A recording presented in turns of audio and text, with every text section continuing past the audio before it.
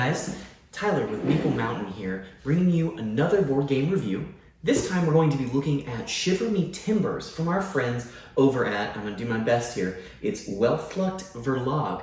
They're a new company, a new partnership that we have at Meeple Mountain, and we're excited to showcase this really awesome game. I'm super stoked to show you guys all of the amazing components and options and things that you can do in this game. It is truly a treasure, and I'm excited to jump in and show you this amazing sandbox style pirate high seas adventure where really the quests and the journey that you go on are entirely up to you. So let's jump in and start collecting our gold coins. Put on your eye patch, get your saber, and get ready to have some high seas hijinks in Shiver Me Timbers. Shiver Me Timbers puts you in the captain's seat of your own vessel, where you and up to 4 other opponents will be set out on a various and grand quest for revenge, for fortune, for fame, ultimately for glory. You'll be competing as a disgraced captain pilot who's lost your entire family to various problems, whether they've been kidnapped by pirates or sold into slavery or just lost to the sea itself. You'll be looking to reclaim your lost family members, fight incredibly powerful sea monsters that you can summon onto the map, pirateer and collect merchant vessel ships that will bring you glory and infamy on the open seas, or perhaps even just be a humble trader, moving around the various islands on the board and selling your goods, rum, sugar, and cocoa, and making a killing in gold coins while doing it.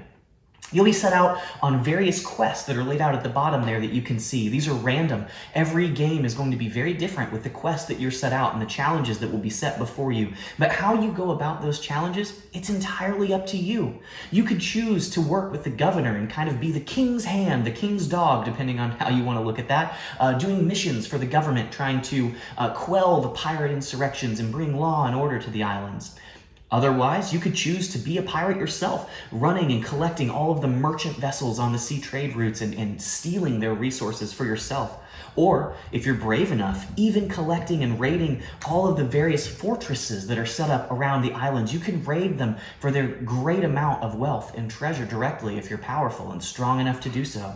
You could set to unlock the occult spells that are on the islands to sway the tides, the winds themselves to your credit. You could go to seek your lost family and reclaim them from the travesties that have befallen them. Or you could even try to find a soulmate in all of the chaos that is here. All of these are viable options for you. You can even go treasure hunting. What pirate game would be complete without treasure hunting? There's a million ways that you can earn victory points in this game, glory, in the game of Shiver Me Timbers, and how you go about it is entirely up to you, and that is what makes Shiver Me Timbers so special, is that it is a very modifiable, open world, sandbox style game, and I'm really excited to jump in and showcase all of the things that you can choose to do in this game. So here in just a minute, we'll zoom in and we'll look at a particular player area and talk about some of the options and customization there, but I do want to talk about a few kind of overworld structures first, and then we'll jump in. So as you can see here, this is the map that we have built. This map is random. It is built by the players every time you play the game. All of these little trade routes are removable and movable and will be adjusted throughout the game. Every time you play, you may have a very different map. And as you go, sea routes may change. Routes may be picked up, may be moved elsewhere, making your transition and routes around these various islands different depending on how the game progresses and how you play. You'll be using your speed and the wind itself to help you move around to the various islands, doing the missions and quests and things that you want to set up for and accomplish throughout the game. You'll be stopping at these large-scale islands to pick up wares, pick up missions, or interact with the various decks that are on here. You'll see there are 4 decks. There's a green deck, a black deck, a red deck, and a yellow deck. We'll talk about those briefly, and then we'll zoom in on the player area. The green deck is going to give you spells. Spells are kind of these special abilities, occult actions that you can do to influence other players or mess with other players, or even summon the great sea serpent or kraken for you to try and fight and defeat. More on that later. You can try to hire crew from the black deck here. They're going to give you special powers and very amazing abilities that you can play even out of turn. Over here we have the gold deck. Anywhere on the island you can start to look for hints about treasure. We'll look at treasure hunting in a second, but treasures are incredibly valuable resources that also give you special abilities. They take a little bit of time and effort to find, but they're definitely worth the effort and risk. Down at the red deck we have missions. These are missions from the government or secret objectives even that you may have for yourself. Some of them will be public information, some of them will be secret, and you'll be using those to again gain additional victory points as you set out around the world of Shiver Me Timbers. Let's go ahead and zoom in on a particular player area and talk about how the game is played from the perspective of a singular player. You'll again notice your ship is very customizable, and that's a huge part of the game, but every aspect of Shiver Me Timbers is asymmetric and gives you freedom. Nothing in this game feels constricting, and that's something that I really like and enjoy. So let's go ahead and zoom in there, and we'll talk about that, and then we'll look at some of the various components and aspects of this game. Here we have everything that would be in a particular player area in the game of Shiver Me Timbers. You have your main player board here, which is going to hold all of the, hopefully, family members, treasure, and gold that you'll be finding and generating throughout the game of Shiver Me Timbers. Again, I'll talk about these at the end of the video, but you'll notice these amazing coin structures that they have. These are the metal component upgrades, but the gold is broken into 100, 500, and 1,000 increments by actually cutting the gold coins into pieces, and I really love that touch. These are super, super nice chunky pieces that really add flavor to the game. You'll also notice you have a little treasure chest here. Every player will get a cloth bag in the base game, but you can upgrade to get these amazing little treasure chests where you will be able to store and hide your treasure and other components to keep them safe from other pirates raiding your ship. Anything that you have on your ship is potentially pillageable if you were to engage in combat with another player. PvP is not a strong aspect of the game, but strategic assaults on other vessels can be a huge aspect to swinging victory in your favor. So again, as I mentioned, every player in Shiver Me Timbers has opportunities to a lot of asymmetric options. In your turn, on a game of Shiver Me Timbers, you're going to have three actions, three things that you can do. You can move, you can try to pick up or buy or sell, trade goods for your stock. You can assault merchant ships or other players. You can hunt for treasure. All these options are really controlled by how strong or how weak particular aspects of your ship is. And I think this is a really intricate element of the game. So here's what we'll showcase. So you'll notice right here we've got these little removable parts. At the start of the game, every player's ship is going to look something like this. You're going to have a speed of 3, which is determined by your sails, a strength of 3, which is determined by your cannons plus your base of 1 for your ship, and then a hull capacity of 3. And you'll notice these little hulls will move to showcase what types of goods your particular vessel is carrying, and you can buy and sell those. Every aspect on your ship is customizable. You can purchase upgrades, increasing your speed if you want to slot in a better sail so you can get around the islands of Shiver Me Timbers quicker. You could add additional cannons so that your strength is higher. Strength is determined by how strong you are in combat with other ships. That affects duels, which we'll talk about in a moment. It also affects how quickly you can find treasure. Strength is very important. You can also open your ship up, watch me not be able to, there we go, and actually increase your hull capacity by adding additional elements to your hull, making your ship actually better as a trader. So you could do something like this and increase the hull capacity of your ship as well. So your ship can be quite amazing if you're able to buy and purchase all of the upgrades that are available for your vessel.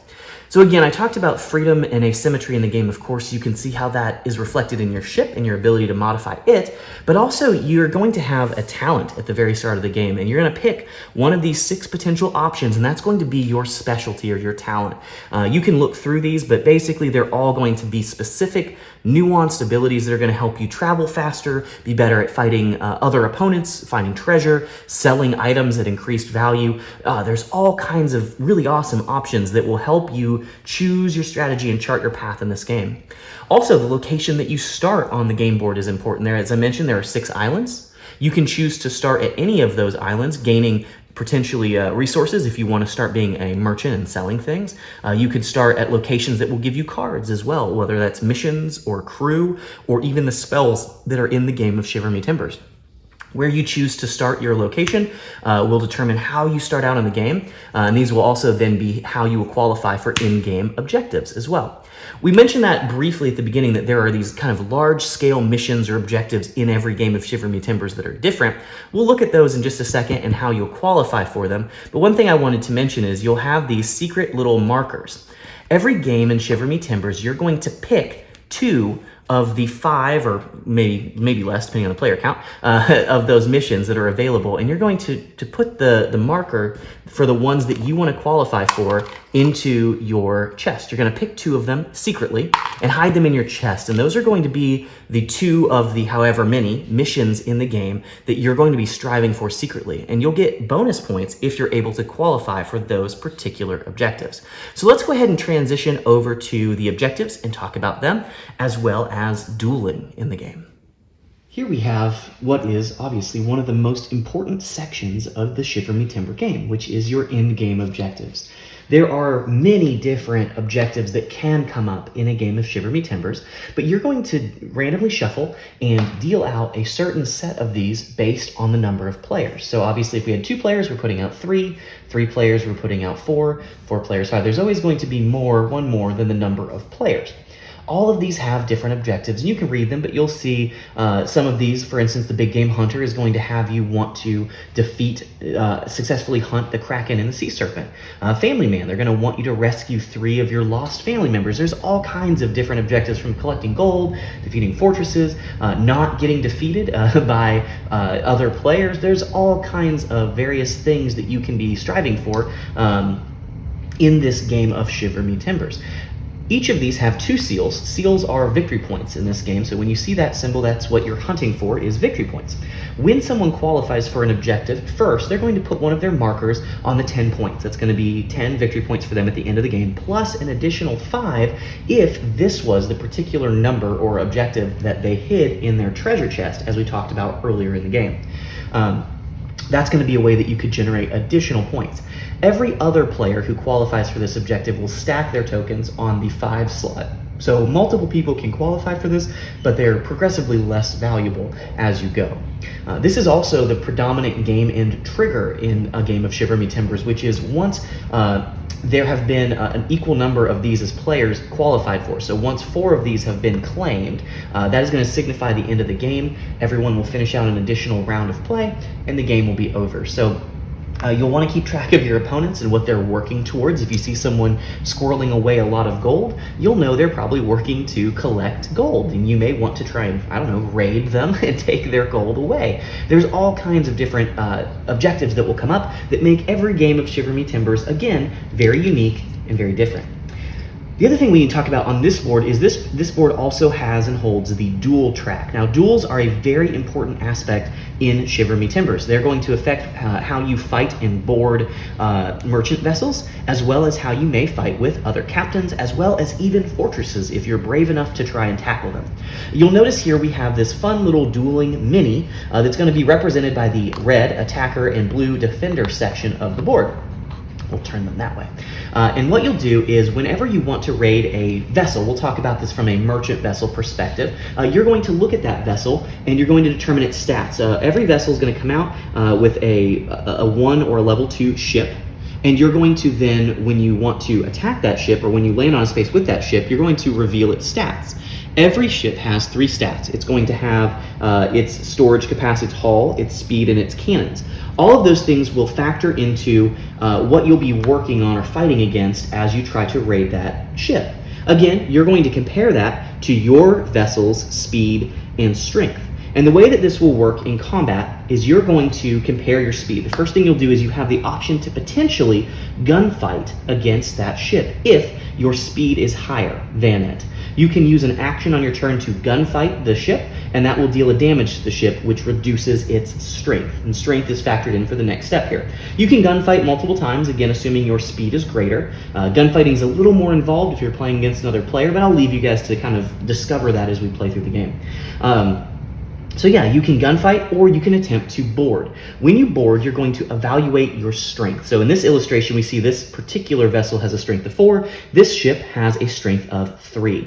You're going to evaluate that on your player board. So we have the attacker that's red and the defender that's blue. You're going to push these minis one way or another based on who has more strength. So in this instance, we see that the defender actually has 1 more strength than the attacker. So we're actually going to be starting at a disadvantage in this case. Duels are how you're going to fight to claim the rewards or the treasure that is on a particular ship, or again, potentially raid another player character and cause them some harm and raid their gold and maybe even steal some of their treasures that they haven't squirreled away in their treasure chest. The way that this will happen is once you've established where you're at on the plank, you're going to be fighting to try and push an enemy captain off of the plank. If we ever, from this position, would move 1 more space backwards, the attacker would lose, and vice versa with the defender. In a duel, each player is going to receive 4 of these duel cards. I've got some examples out here that you can look at. You'll see that some of them are double-sided. They're going to have a little splotch mark that ranges from 1 to 3 damage, and they're going to have kind of the traditional 3 attacks, a medium attack, a high attack, and a low attack. There's also going to be some special cards that are either only for the attacker or only for the defender in a particular match. And we'll talk exactly about what that means in just a second. But you're going to be dealt 4 of these cards that will be in your hand of cards. And then you're going to determine who attacks first. In the traditional rules, it will be the attacker will determine who goes first if the one player or another doesn't have higher speed. So in this case, we see again, we have 3 speed to the defender who has 4 speed. The 4-speed attacker would determine who attacks first. They could let someone else go, or they can choose to attack first. If you are the attacker, you are going to be looking at playing a red action card. When you're the attacker, you're always red. So the attacker would choose to play a red card. Let's say, for instance, they chose to play this high attack card here. The defender then will get to determine if they would like to play a blue card and either try to match, so in this instance, they could match the high attack with a high guard to cancel out the damage. They could play a special defender card, again blue, that may prevent the damage or prevent some of the damage, allow them to draw an additional card, or they can choose to just take the hits. This case, we see it's 3 hits. They would take 3 hits, shuffling them 3 spaces backwards towards the opposite end of the plank, since they're fighting on the plank between these ships. Once that's resolved, roles would switch. So in this case, then we would be the attacker and choose to play a red attack card that would do something. And we would go back and forth until we've either both passed. If you pass, you would either pass if you don't have cards to play, or you can't play a card for some particular reason. Once both captains have passed, or when one of the captains has fallen off one of the sides of the plank, the duel is over. So for instance, if we've pushed the defending captain off the plank, the attacker wins. Vice versa, the defender would win if they push the attacking captain off the plank. Or if we've both passed, we've run out of cards, we would determine on which side of the plank we're at. If the attacker has pushed the captain on the defensive and he's losing, the attacker would win if both players have passed. And again, the same here if the defender has put the attacking captain on the defensive. So that is how duels will work. Duels will again reward you with loot and victory point tokens from merchant vessels that you've claimed or fortresses that you've claimed on the world. And if you've defeated another player character ship, you will also get a victory point token from them. Every player has 1 2-point victory token for raiding them. So raiding the same player over and over is not encouraged, and I love that balancing aspect, but it is worth it to hit a player once if they've not been raided before by any other players. Along with that, you'll also damage their ship, make them lose an upgrade. You will also raid some of the gold and treasures that they have that aren't protected in their particular treasure chest. There's a lot of things that you can do with dueling, but I really love the system as it has a little bit of kind of counterbalance and interplay and strategy, and it plays a huge role in how you'll set yourself up for success in the game of Shiver Me Timbers. Let's go ahead and take a look at each of the decks that are in the game of Shiver Me Timbers. This is the green deck, which is spells. It's assigned to the green island on the board, and it's going to give you really powerful kind of game-breaking, game-altering abilities that usually come with some pretty serious costs as well. So this is an example of each of the spells that are in the game of Shiver Me Timbers, so you can kind of look at them and read their abilities, but you'll notice that they're really strong. Like the Maelstrom is going to let you literally remove a sea root, which is the roots between islands, pick it up and put it somewhere else. So islands that at the start of the game may not be connected could be connected by the Maelstrom ability. You'll notice like Ancient Recall, it's really strong. It's going to let you steal a treasure from another player's ship. You don't even have to be near them. You'll just take it.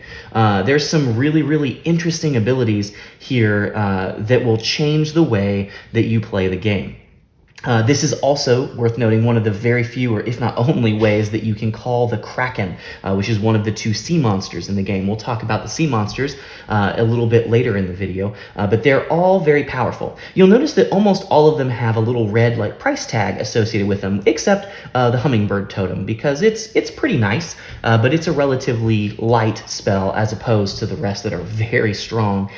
These red price tags are negative things that you have to resolve in order to activate the spell. Playing a spell is a free action, a thing you can do even out of your turn, but it's always going to have a negative associated with it. You'll notice that they have a red die. These are going to represent ship upgrades, treasure, or even particular resources or random resources of your choice. So for every spell, except the Hummingbird Totem, that you want to play, you're going to have to damage your ship. You're going to have to lose upgrades on your vessel or pay resources that you've collected into your hull. Everything you do here is dangerous. This one, the Maelstrom, makes you roll the red die, which can cost you upgrades, cost you resources. You might get lucky and not have anything happen, but most likely it's going to damage a particular upgrade on your ship. And so these spells, while very powerful and can obviously do really amazing things or even affect your opponents very negatively, but it is certainly going to cost you something as well. So you have to really weigh the cost on when you want to play these spells to maximize their efficiency, because they will hurt you as much as they hurt other people from time to time. Here we have the black deck, which is the crew. This is associated with the black island in the game, the Bay, and this is an example of all the cards you could potentially recruit from this deck. Now again, when you go there, you're going to be hunting for the crew that you want, and you'll notice that they all have a red tag associated with them as well. They all cost gold to play, and again, they're a free action on your turn or even out of turn that are going to give you really powerful game-breaking abilities again, but they're going to cost you gold, with the exception of the Daring Cabin Boy, who is actually free to play and will give you a resource of your choice. Not as powerful, but still a very nice ability, especially considering it's free.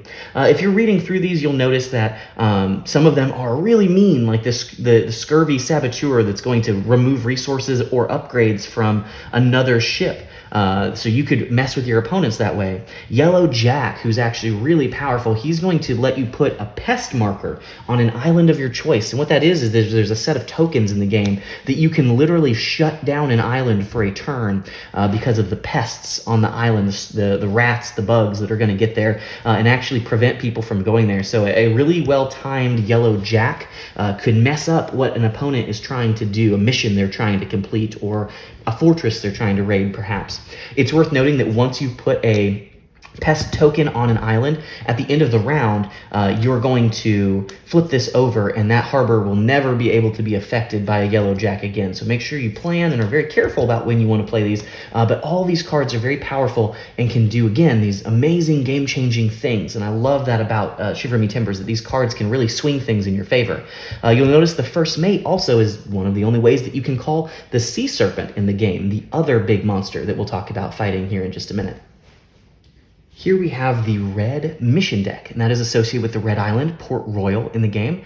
Here you're going to be getting missions from the Governor. These are really powerful things that are going to give you victory points, rewards, and bonuses. They're incredibly strong, but an interesting thing in the rules that I really like about this game is if at the end of the game you're tied for victory points, at the end of the game, say you're tied with another player, whoever has done the least missions will win the game. And I really like that because obviously the idea is you're kind of becoming the government's dog by doing these missions and helping the governor, do things and bring justice. And so the other pirates and kind of ne'er-do-wells in the universe don't like you as much because you're kind of a brown noser working with the government. And so whoever's done the least of these will actually win in the case of a tie, which I think is really cool. So let's talk about these missions though, because again, while there is that kind of small factor to consider, missions are incredibly lucrative, both in victory points, rewards, all kinds of things. They're really, really strong. There's two types of missions in the game. There are these kind of secret missions that have like an eye or a sun, I guess you could say, with a line through them. These are secret missions that you'll look at when you get them, and you'll keep them face down. You can never have more than 3 total missions. Keep that in mind.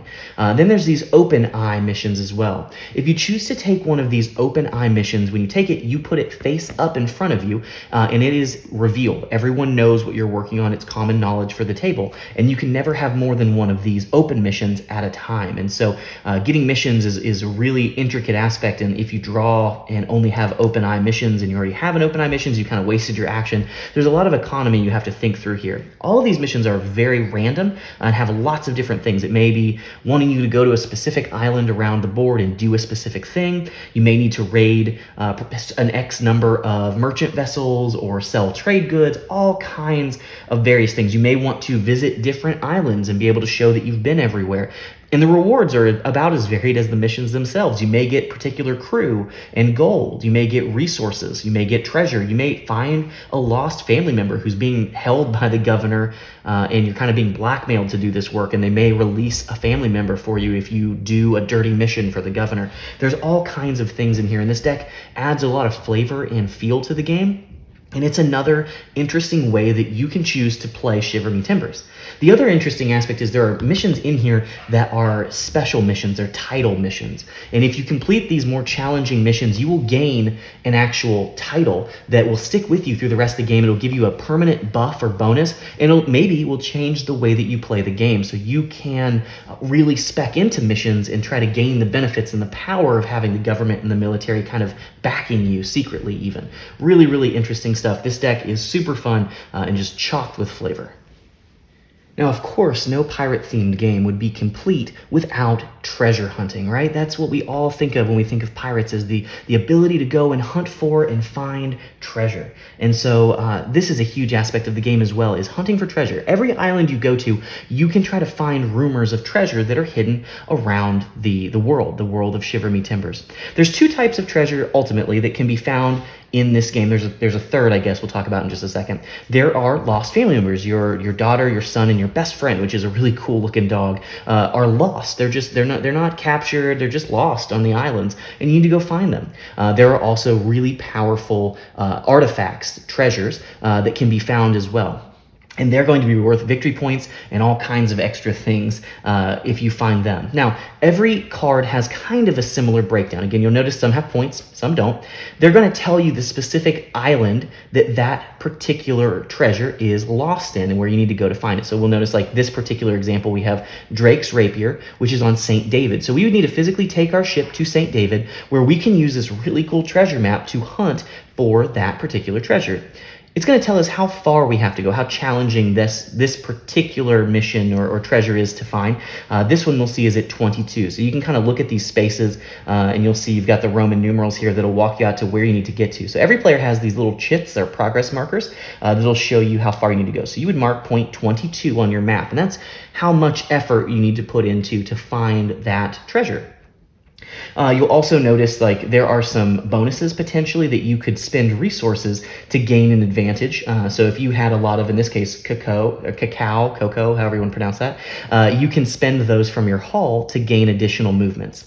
For this now, when you go treasure hunting, so if you are at St. David, you can spend your action to move equal to your strength down this track. So we would start at the 0 space. Let's say, just for the sake of ease, our strength is 5.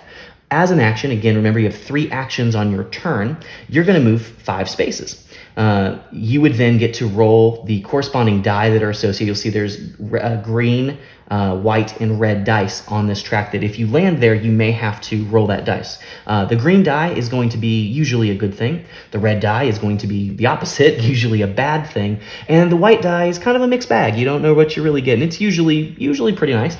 So the odds are good here, but if you land on these places, you'll have to roll those particular die and do those things. So again, every action you'll spend, you can move that far.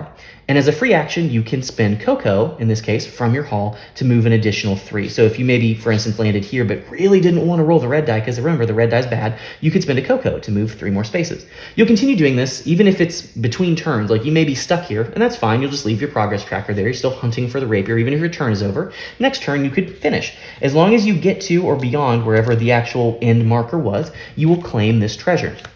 Now you'll notice the treasure itself has a bonus. It's going to give you additional strength when you're dueling on ships. That's always very, very helpful. Or you can actually choose to sell these rapiers at specific islands around the board for a lot of gold. Gold is, of course, how you're going to upgrade your ship. We should probably talk about upgrades and costs, I guess, a little bit more, but costs for upgrading is equal to the level you're going to. So if you're trying to go to level 4 strength, it's 400 gold. So leveling up gets very expensive. So gold is nice. Every 1,000 gold is also a victory point at the end of the game. So you could get some victory points that way. You'll notice it's a little bit less. Some sell for more gold, some sell for less, but the victory points on the card is usually better. But you might need gold for a particular reason. For instance, that one quest we saw where you need to collect 7,000 gold. This is definitely a hearty sum moving you in that direction. Also, if you have this particular treasure on your ship, it's going to give you the bonus associated with it. You can, on your turn, choose to put these into your treasure chest. So I could hide this away, I could tuck this in here, and now that treasure is safe. No one can steal it, nothing can happen to it, but I also don't get the benefit associated with that card. So you kind of have to weigh the risk and reward of, do I want to keep this card? Do I want to keep it to sell it or keep it for the benefit, this awesome bonus? You'll still get victory points at the end of the game if you have it on your ship, but it could be stolen. So if someone raids you, they could take your rapier away and all your hard work was for naught because someone captured it. And I love that aspect in Shiver Me Timbers of like that risk reward of like, man, this is really cool, but if I lose it, it's going to really hurt me. And so that weighing those kind of ups and downs of this game is such an awesome aspect of it. One of the other really awesome options that you can choose to pursue in a game of Shiver Me Timbers is monster hunting. So here we have the 2 big monsters of the sea. We have the sea serpent and his big brother, the kraken. Both are very strong and have particular bonuses associated with them. So when you successfully defeat the monster, you'll claim a token, which is worth 4 points, and a really nice boon or bonus on the back end. So you'll notice these actually are pretty comparable. There's going to be a lot of gold. You could get a ton of money, some massive upgrades for your ships, all kinds of interesting abilities here if you're able to defeat the monster. So let's talk about how you do that. When you summon a monster, when the monster has already been summoned, you can jump in and try to beat someone else's monster as well. Again, remember, the sea serpent is going to be summoned by a crew member, the first mate, and the kraken will be summoned by a spell that will summon the kraken. When you decide to be in the space with this particular monster, it's going to be so big, it's actually going to cover one of the spaces on the map, which is really cool. And then you're going to go there. If you're on that space, you can use an action to hunt or battle the monster. What you'll do is you'll put, again, one of your little progress trackers on the start space here, and you'll be working your way around the outside track here until you get to the 15th space over here, the final space. When you do, you will have defeated that monster and you will claim its trophy token. Again, remember, one of the objectives that can be in the game is to have hunted both of these monsters. So along with the awesome points they will provide you directly, there can be bonus points from completing that particular objective. Now, how do you fight them? So again, you're going to put your progress marker on the front, and as an action, you will flip one of these monster attack cards over. This is an example of some of the cards that you'll see.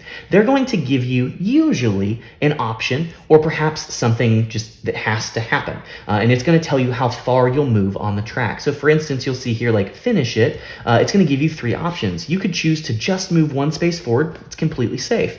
Or you could roll that, again, that really bad red die that will potentially potentially damage your ship. There is a blank, so you might get lucky, but it's probably going to cost you ship upgrades to move 3 or even 4 spaces, depending on how many times you want to risk it and roll the die. Some of them are just nice. They may let you move a couple spaces, they may give you an upgrade for your ship, or let you roll the white die that could give you all kinds of interesting things that are usually good. Outmaneuvered, this is an example of a bad one. You are going to have to roll the blue die and just see what happens. You may lose an upgrade, otherwise you might get lucky and get to move some pretty good spaces. Some can cost you gold or even treasure if you have it to move a bunch of spaces. So this is a little bit of a race, because say I'm the yellow player and I've done a really good job hunting this monster, and I'm, for whatever reason, all the way over here, and I just get bored, I move away, I do something else. This monster is going to stay out here, and another player, perhaps the green player, could jump in and actually run around the board and defeat this monster first. The monster will go away, and they'll claim the trophy token in my absence, and all of my effort would be wasted. So again, monsters are incredibly valuable and lucrative, but they can be stolen from you. So if you're committing to hunting a monster, you want to make sure you're spending your actions really well and are prepared to make sure you finish them first, because it would be terrible to have all your hard work be taken from you. The last deck we'll talk about in detail is the wind and potentially event deck in the game. If you're playing the base game, you're going to have a wind deck that's going to come up every round. It's going to tell you if the wind is blowing in your favor or against you. The wind may be 0. It may be a bonus of like up to 3, where you can really zip around the board. Remember, your speed is the number of spaces that you can move, and so that your ship has a base speed, but the wind may help you or hinder you. Some could be negatives that actually slow you down. So while you have maybe the best laid plans for how you want to get to where you want to get to, sometimes the wind may work against you and mess you up. So it's important to have a lot of speed on your ship so that you can kind of deal with the wind if it decides to act up.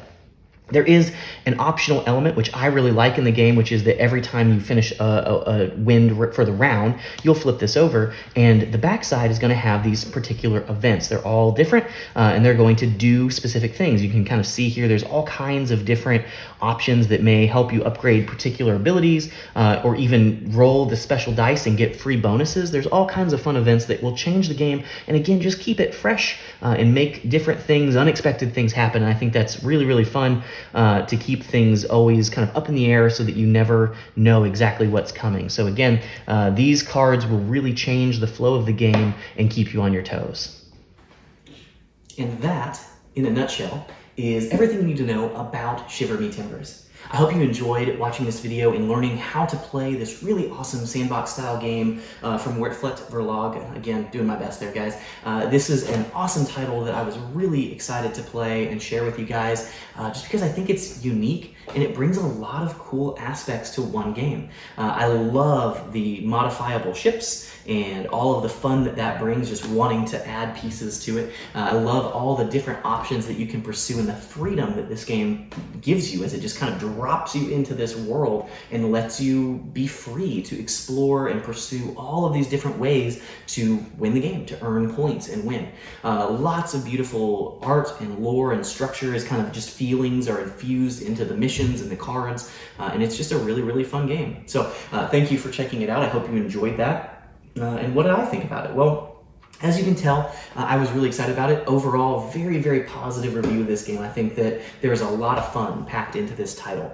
I love, again, the ships. I love the upgraded components. We're showing off some of the metal coins here that have just this amazing kind of heft and feel to them. They're really, really nice. And they're actually, the smaller denominations are broken down elements of the bigger coins, which I think is just a really nice touch. It's true to the lore of how pirates divvied and used gold and treasure, and it just adds a really nice feel. We also have these upgraded little treasure chests that you can get as well, where you would store your loot, and those are super nice. The base game comes with these little cloth baggies that are perfectly fine. They're wonderful. They're color-coded to the players. They're very, very nice. But the treasure chest just adds that extra heft and table feel that I just love. I'm a sucker for it. It was fun.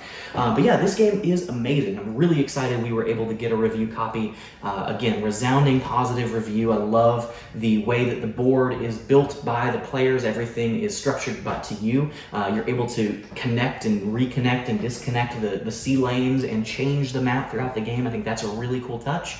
Dueling and treasure hunting and everything is very nuanced and well thought out, but not so heavy and thinky and brain burny that you couldn't jump in with any group and have a good time. The last really positive thing that I'll say is I love games that have asymmetry, of course, but also have modular rule components. You can have a nice, simple kind of base level game, or you can add additional elements to the game that make it even more complex, which I think is a wonderful thing, that it's not mandatory, but it's there. It's thought out and it's an option for you if you want it. I kind of showcased some of that, the win deck that has events that you could add as the rounds progress, the duel deck where I touched on this, but you notice that strength, the cannons, and speed, the sails, are important when you're fighting with other ships, but the hull doesn't seem to do much.